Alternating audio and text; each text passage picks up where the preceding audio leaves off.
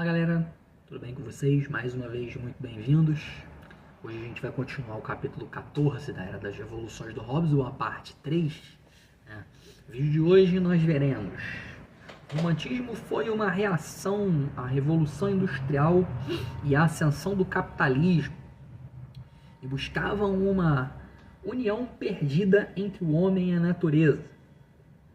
Os românticos se interessavam por três fontes distintas: a Idade Média, o homem primitivo e a Revolução Francesa. O medievalismo foi uma tendência importante do romantismo. Os românticos se interessavam pela Idade Média por sua simplicidade, harmonia e espiritualidade, e a busca pelos mistérios do Oriente.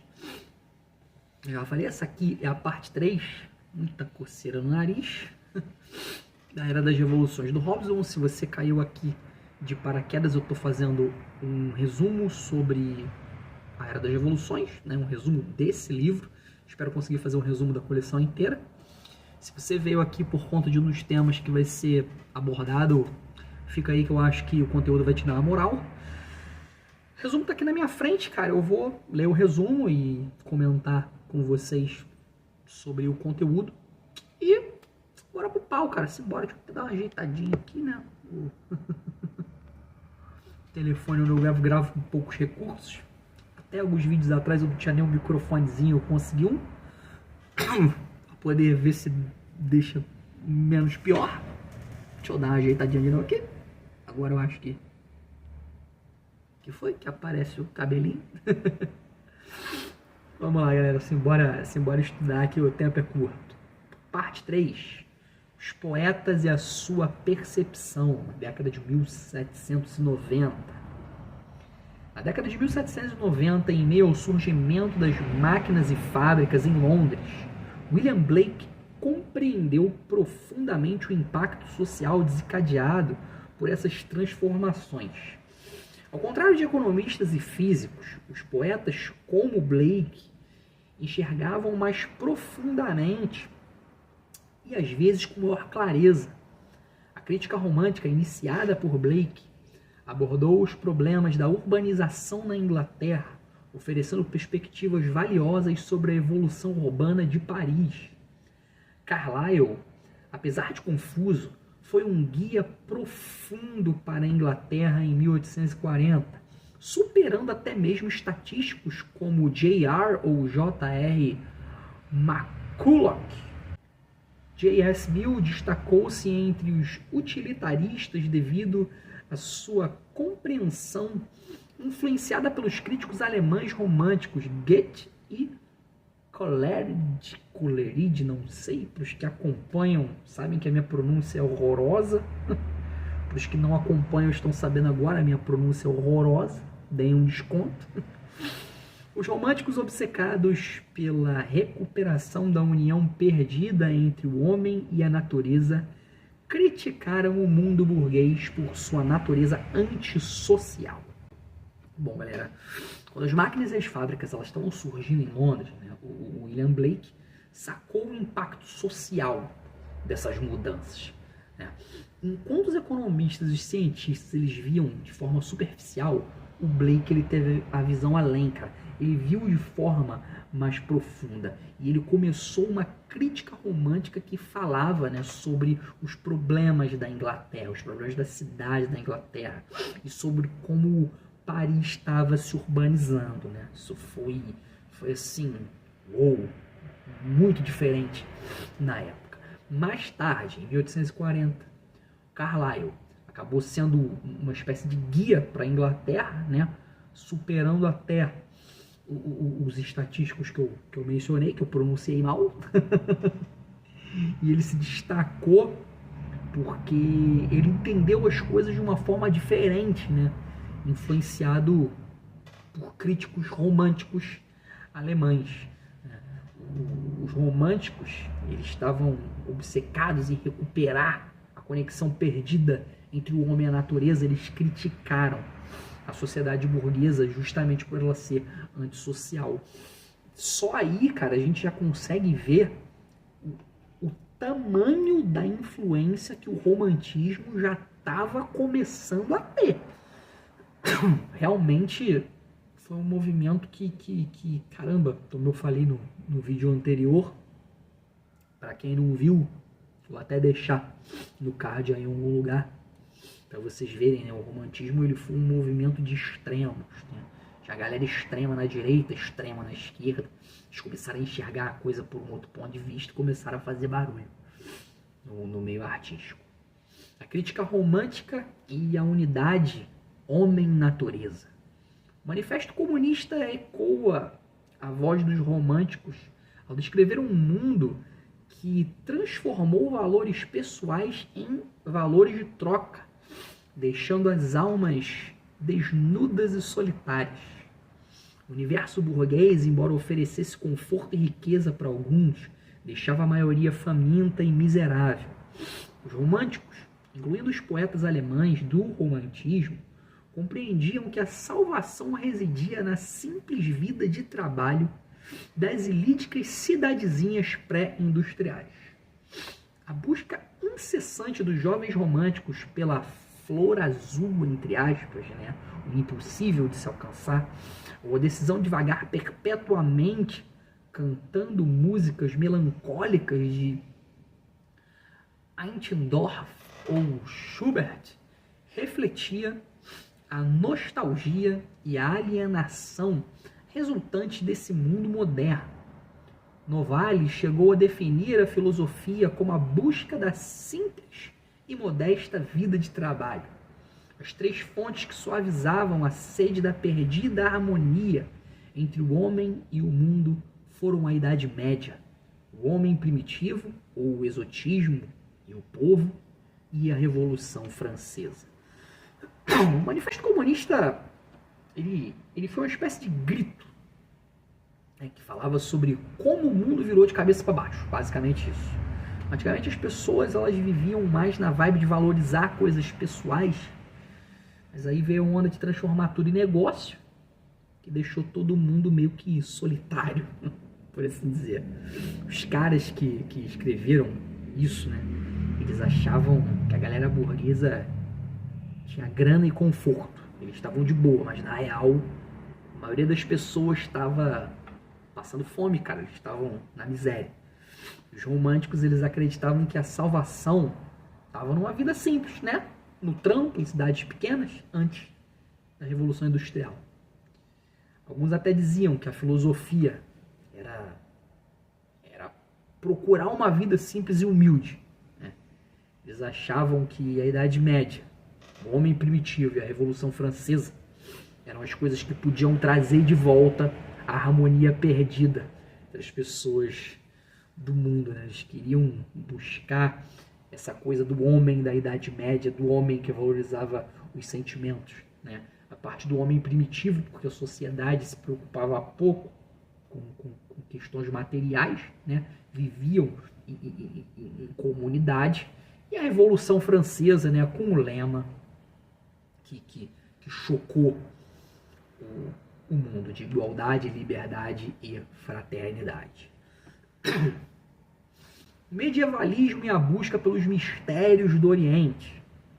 Na era pós-Revolução Francesa, o medievalismo desempenhou papéis distintos na Europa, sendo um refúgio para os conservadores e uma fonte de inspiração para os revolucionários de esquerda.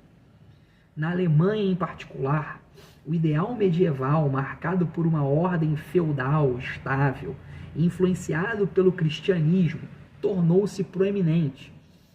Este romantismo medieval germânico, alimentado pela... complicou. Gemütlichkeit organizada, propagou-se por meio de óperas, balés, contos de fadas dos irmãos Grimm e teorias históricas, influenciando escritores como Coleridge e Carlyle. O medievalismo também se tornou escudo para os conservadores em toda a Europa. Chateaubriand, na França, exaltou o estilo gótico contra a Revolução, enquanto na Inglaterra a igreja anglicana e arquitetos como Pugin ou Pugin, não sei a pronúncia, só para variar um pouco, adotaram o gótico como uma afirmação contra os racionalistas. Walter Scott, na Escócia, contribuiu com os romances históricos que popularizaram imagens medievais. Depois da Revolução Francesa, a galera na Europa viu a Idade Média de formas bem diferentes, né? Teve gente que gostava do jeito antigo de viver, a ordem feudal e a influência do cristianismo, principalmente na Alemanha. Esse lance meio romântico medieval germânico, ele acabou se espalhando, né? com óperas, balés, contos de fadas e também ideias históricas. Por outro lado, os conservadores também curtiam a vibe medieval. Na França, Chateaubriand era fã do estilo gótico, né, como uma forma de ir contra a Revolução. Na Inglaterra, a igreja anglicana e os arquitetos adotaram o gótico como uma resposta, né, aos racionalistas. E na Escócia, né, o Walter Scott fez sucesso com romances históricos cheios de imagens medievais. Em resumo, né, a galera usava o passado medieval de diferentes jeitos, né? Seja como inspiração para a Revolução ou como uma espécie de escudo conservador. Enquanto o medievalismo conservador florescia, a vertente de esquerda era mais notável na França, onde a ênfase recaía sobre o povo, visto como eternamente sofredor, turbulento e criativo. Jules Michelet e Victor Hugo foram figuras importantes nesse medievalismo democrático revolucionário. Paralelamente ao medievalismo, surgiu o interesse pelos mistérios e a sabedoria do Oriente.